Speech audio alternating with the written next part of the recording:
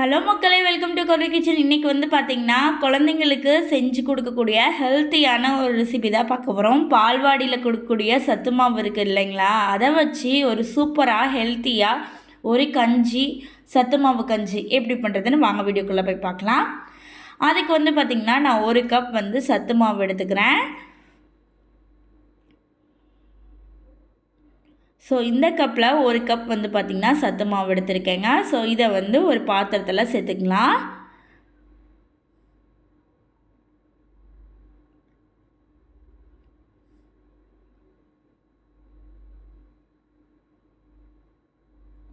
இது கூடவே வந்து பார்த்திங்கன்னா நான் 2 டம்ளர் தண்ணி சேர்த்துக்கிறேன்.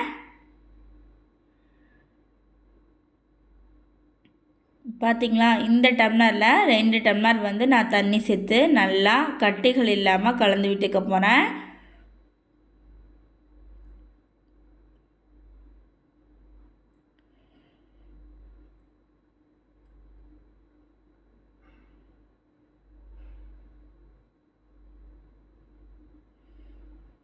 இப்போ நல்லா கரண்டி வச்சு நல்லா கலந்து விட்டுருங்க, கட்டிகளில் இருக்கக்கூடாது.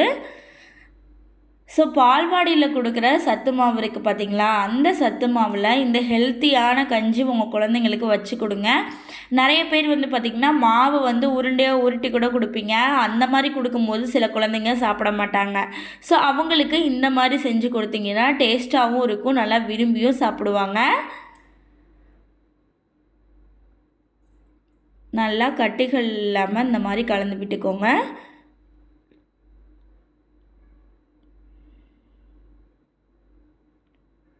பார்த்தா நல்லா கலந்து விட்டாச்சு, கட்டிகள்லாம் இல்லாமல்.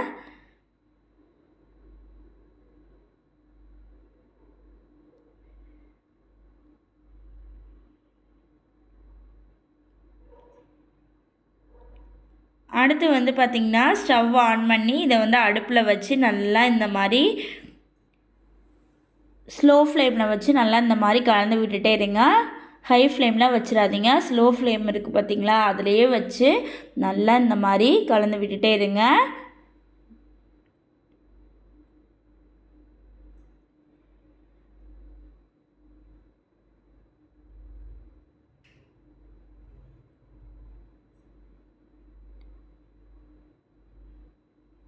சிம்மில் தாங்க வைக்கணும் அடுப்பை. சிம்மில் வச்சு நல்லா இந்த மாதிரி கலந்து விட்டுட்டே இருந்தீங்கன்னா கட்டிகள் வந்து வராது, நல்லா சூப்பராக தயாராகிடும் நம்மளுக்கு. பார்த்திங்களா, நம்மளுக்கு சூப்பராக இந்த மாதிரி வந்துருங்க கஞ்சி. இந்த பதத்தில் தான் நம்மளுக்கு வந்து தயாராகணும். இன்னும் கெட்டியாக வேணும் அப்படின்னா இன்னும் கொஞ்சம் நேரம் கூட நம்ம இந்த மாதிரி கலந்து விட்டுட்டே இருந்தோம்னா இன்னும் கெட்டியாக வந்துடுங்க.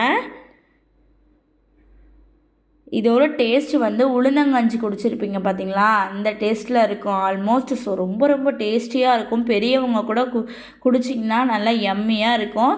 அதே மாதிரி குழந்தைங்களுக்கு கொடுத்திங்கனாலும் அவங்க எம்மியாக நல்லா சூப்பராக குடிச்சிருவாங்க.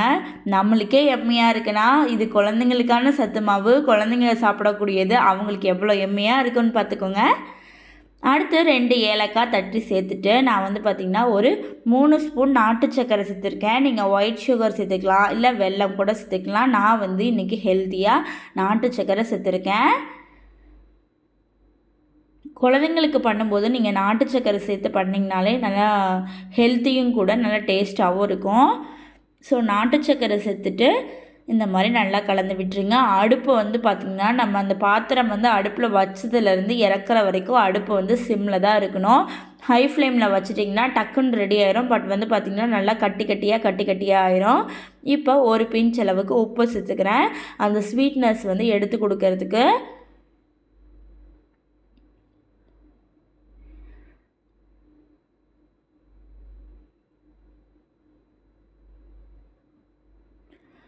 லாஸ்ட்டாக வந்து பார்த்திங்கன்னா நான் ஒரு கைப்பிடி அளவுக்கு தேங்காய் துருவல் சேர்த்து நல்லா மிக்ஸ் பண்ணிவிட்டு ஸ்டவ்வை ஆஃப் பண்ணோம் அப்படின்னா நம்மளுக்கு ஹெல்த்தியான சுவையான சத்து மாவு கஞ்சி ரெடி ஆயிடுச்சு.